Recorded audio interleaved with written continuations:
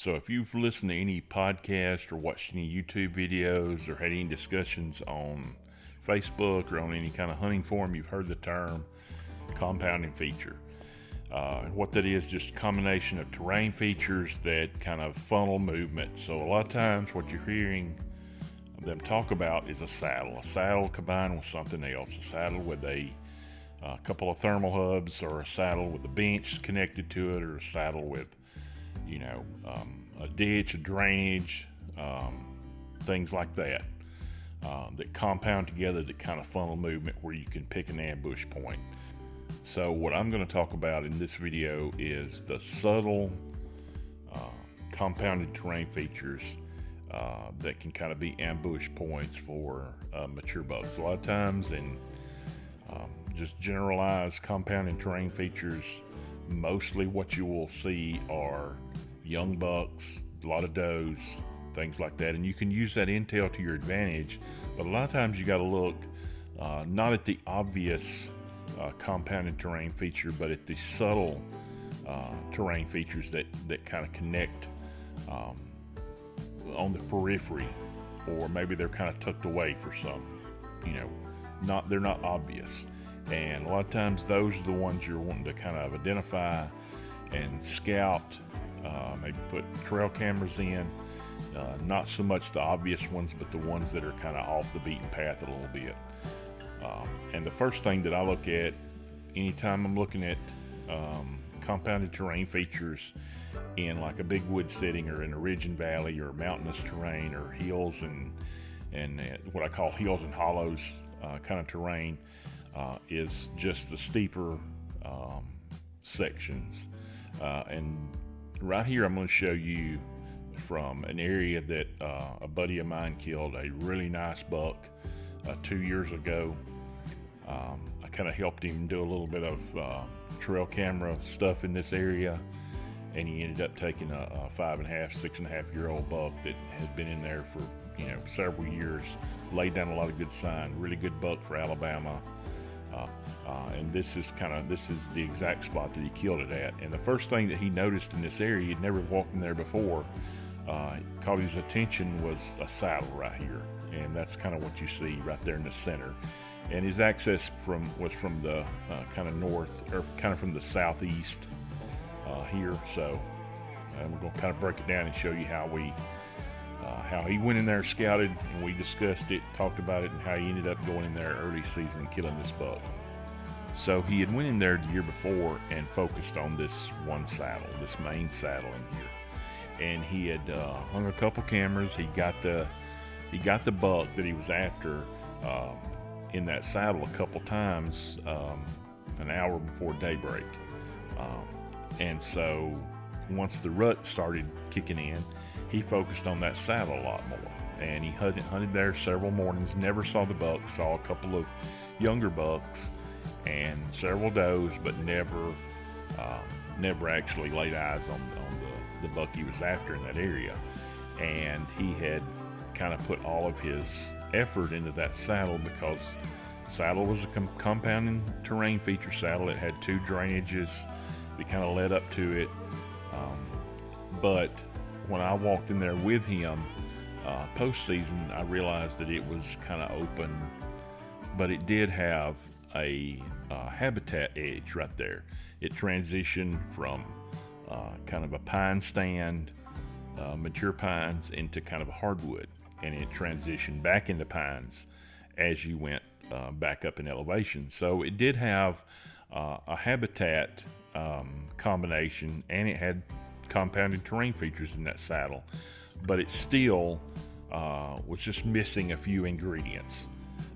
So we agreed to kind of dive deeper into it in postseason. He went in and hung some cameras in some spots, and eventually got the buck a couple weeks after season on camera during daylight quite a good bit. So we ended up focusing on a second saddle that was near the first saddle that he was hunting, and mainly because this second saddle had steeper terrain around it, it had higher stem count, and right off the bat we noticed there was rubs going in both directions. So we had rubs in the drainages that were on either side of the saddle that were traveling left and right. They were similar rub sizes, rub diameter, and rub characteristics were kind of all the same. So that led me to believe that there was probably a destination point nearby that buck was traveling to and from. So that was the first thing we kind of noticed. So my buddy's initial reaction was to focus on that saddle to hunt on, but my reaction was, let's find the destination point, because that's most likely going to be the best point to ambush that buck. So instead of just focusing on the obvious, let's find something a little less obvious that'll give you a higher chance with less room for error to kind of set up an ambush. So what stood up to me right away was all of this steep terrain that was to the east of those multi-directional rubs in that saddle. So then we focused on the ridge that was to the northeast of the saddle with all the multi-directional rubs. It had great terrain. It had a high crow's foot that crawled in from the west side, steep terrain around it, covered in mountain laurel. Everything that was steep that had that kind of orange look to it was all covered in mountain laurel. It had a saddle in it, had a thermal hub to the east of it, thermal hub that was to the base of it. So it just set up perfectly. So when you looked at it from a broader view, we found the multi-directional rubs, the signpost rubs that led into that saddle. There was a scrape in the saddle, more signpost rubs that led away from the saddle, and bedding up in that mountain wall. So it just set up perfectly. So he ends up putting a camera on that location, in that saddle, that scrape, lets it soak for a few weeks. He's got really high hopes about it, but I felt like something was just off. And sure enough, he pulls the card, and there's a buck on camera, but it's at night. So the next spot that we kind of look at is the one that I was most interested in right off the bat. It sets a little lower down in elevation. It's kind of a micro saddle, as I would like to call it. It's right next to kind of a micro thermal hub. So this location is fantastic. It's got steep terrain all around it. Everything around it is steep, and it's just this little kind of tucked away ridge, secondary ridge point with a little saddle in it, and everything around it is pretty much steep and thick. It's covered in mountain laurel around it, but this little ridge right here just has a kind of strip of hardwoods on it. It's covered in sparkleberry, so it's just like a little oasis that's kind of tucked away onto itself. And he immediately finds a scrape, 3 or 4 big beds with hair in them. Again, there's rubs that lead up to it. He found a hot scrape on the end of the ridge point, drops a camera on it, boom. There's the buck he's after in daylight when he can hunt it. So we've used subtle compounding terrain features and looked past the obvious, and now it's time to use that information and build a strategy to try to harvest this buck. So now the scenario to hunt this would be to give the buck the wind. So if we get a north or northwesterly wind, we're going to give the buck the wind and put our cone of scent out of his path of travel. So the green stand location was the stand location kind of picked out.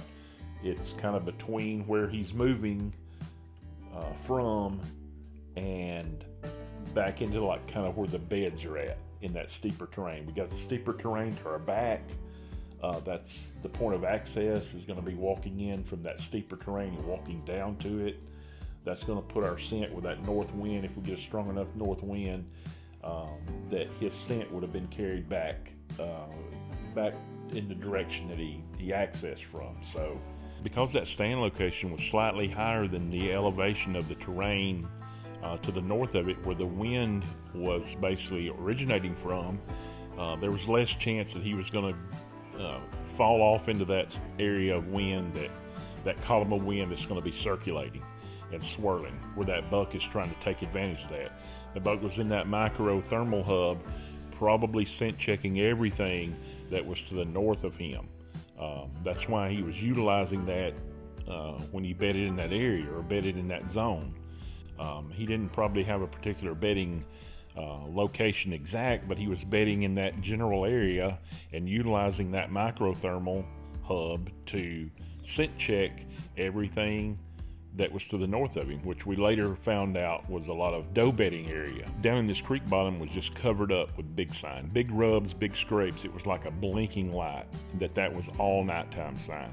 So it was that tucked away little microthermal hub that this buck was using to scent check everything that he had done the night before or days before at night in that creek bottom. He was using that little microthermal hub basically as a scent check point for all of that. So if he had that north wind, he would hit that microthermal hub and he'd get all that swirling wind from the creek bottom to his north. So that's why we used this location, and my buddy used this location to get it done. Was just kind of having that idea in mind that that's probably what he would do. And once we had that north wind that was strong enough, he went in there and sealed the deal. So my buddy ended up going in there. He accessed from that top of the ridge and accessed down to it, walked right along the edge of the mountain laurel to his stand site, and he watched the buck that morning work an old rub down in the base of that little microthermal hub.